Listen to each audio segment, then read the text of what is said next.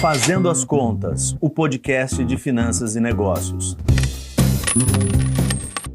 Olá pessoal, aqui é o professor Rodrigo Bastos Monteiro. A conversa de hoje é sobre ser e ter. Essa conversa é muito interessante, ela está alinhada com outras coisas que eu já falei para você aqui nesses episódios desse podcast Fazendo as Contas. As nossas finanças pessoais, as nossas finanças, a nossa vida financeira, ela faz parte da nossa vida. A nossa vida não está descolada da nossa vida financeira. Então, quando a gente fala de política, por exemplo, a política nos leva a decisões econômicas, né? A política, o governo, né?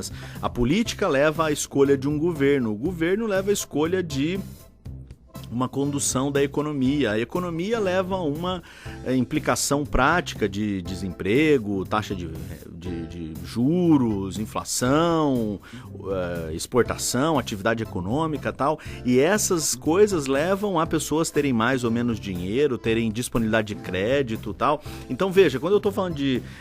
E aí, claro, ter disponibilidade de crédito, ter emprego e tal, isso também leva a decisões de consumo. O que você vai comprar, o que você vai ter disponível para comprar, qual vai ser o seu padrão de vida.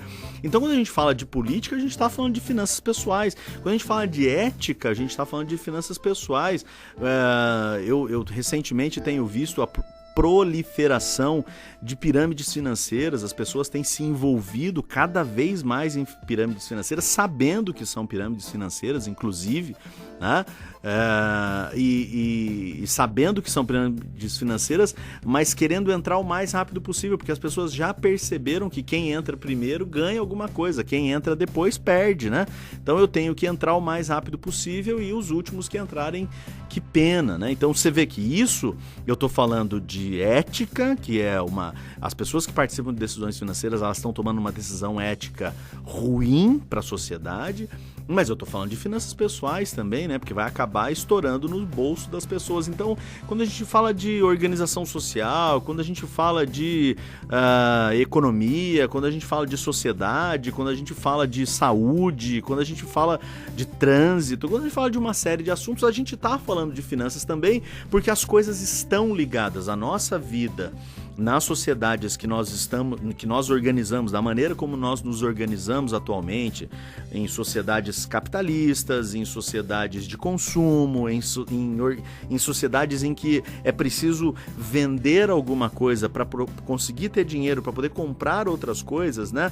Eu não consigo fazer nada. Se você me soltar para, sei lá, conseguir comida, eu vou procurar um mercado. Imagine que não tenha nenhum mercado, não tenha lugares onde já vendem carnes pré-cortadas, já tudo meio preparadinho para mim, comidas previamente embaladas, selecionadas. Então tudo isso são produtos e serviços disponíveis nessa sociedade que é a nossa de consumo, e eu preciso ter algum dinheiro para poder acessar essa sociedade, para acessar essas coisas, né? Se eu não tiver esse dinheiro, eu não vou conseguir consumir. Então imagine que hoje eu precisasse voltar lá antigamente, de caçar animais e tal, provavelmente eu talvez conseguiria, mas é provável que morreria rapidamente, porque a sociedade é como é. Então a gente precisa ter as coisas. Só que nestas sociedades que são de consumo, que são capitalistas, né, que a gente precisa ter dinheiro para conseguir as coisas,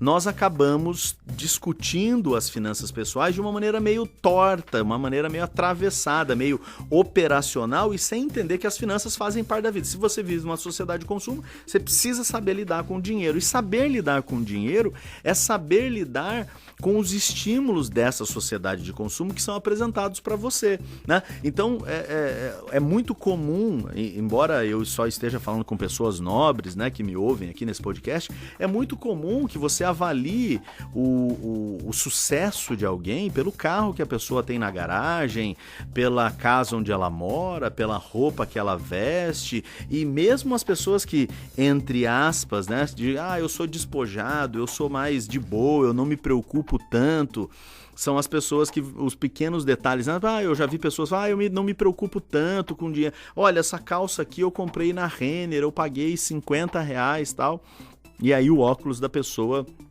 custava 10 mil reais, né? Ou às vezes é uma pessoa que tem lá um tênis que custa 900 reais e tá falando, não, eu não ligo para isso, tal. Então as pessoas realmente, nós, né, nós todos, a gente ainda avalia muito se alguém é uma pessoa de sucesso ou não numa sociedade de consumo pelo que a pessoa tem. A gente tem o ranking das pessoas com mais riqueza do mundo, o salário do Neymar e dos jogadores de futebol nos encantam, o ganho do Silvio Santos, do Faustão, da Sabrina Sato, dos jornalistas da Globo. A gente fica encantado com quantas pessoas ganham, com os empresários. Isso encanta. E encanta por quê? Porque deter o dinheiro, deter um certo volume de recursos, significa que aquela pessoa tem coisas, ela pode ter coisas, ela pode consumir coisas que eventualmente a gente não possa. Ela pode viver uma vida sem privações, sem limitar os seus desejos de consumo como a gente tem que viver. Então a gente valoriza muito mais o ser do que o ter, e isso acaba tendo implicações dramáticas, né? Porque acaba que a gente acaba tendo um esforço maior nas vidas para ter ao invés de ser, né? Então uma pessoa vai fazer uma pós-graduação ou uma graduação mesmo, ela quer terminar o mais rápido possível e ganhar logo, passar logo, né? Nem que ela tenha que colar vez ou outra, nem que ela tenha que pedir lá um trabalho, uma recuperação, ela não importa muito conhecer o que ela está aprendendo, o que importa é ter aquele diploma, porque ter é mais importante do que ser, né? Então a pessoa vai comprar um carro lá e vai pagar em 48 vezes, vai deixar 2, 3 parcelas atrasar, vai se esconder da polícia lá, de passar em blitz, e não vai dormir com o carro no endereço que falou pro banco, tal, por quê? Porque não consegue cumprir o financiamento, vai viver uma vida cheia de rolo, por quê? Porque o importa é ter, não importa ser, né? As pessoas dão muito valor a ter ao invés de ser. E eu acho, e eu suponho, e eu tô aqui nesse podcast falando com você sobre finanças, porque eu entendo que isso é uma maneira errada de conduzir a vida. A gente precisa entender que não há limite para o ter. Numa sociedade de consumo, sempre haverá uma inovação, sempre haverá atividades de empreendedorismo que farão a oferta de produtos e serviços que deixarão a sua existência mais assessorada. Ao invés de eu comprar um bife e bater na minha casa e depois passar a milanesa e depois fritar e depois não sei o quê, eu posso muito facilmente já comprá-los pré-fritos, apenas chegar em casa, colocar no meu micro-ondas com o tempero que é muito parecido com o que a avó faz, tararara, e aí eu já terei a minha vida muito mais... realmente, olha como é muito mais fácil comprar essa carne assim do que fazer. Eu entendo isso, né? Realmente, as soluções que são apresentadas a nós na sociedade de consumo são melhores. A gente vive mais confortavelmente, a gente come melhor, a gente tem mais acesso a remédios, à saúde. Nós vivemos mais, na maioria da sociedade, do que vivíamos antigamente, né? Mas a gente precisa...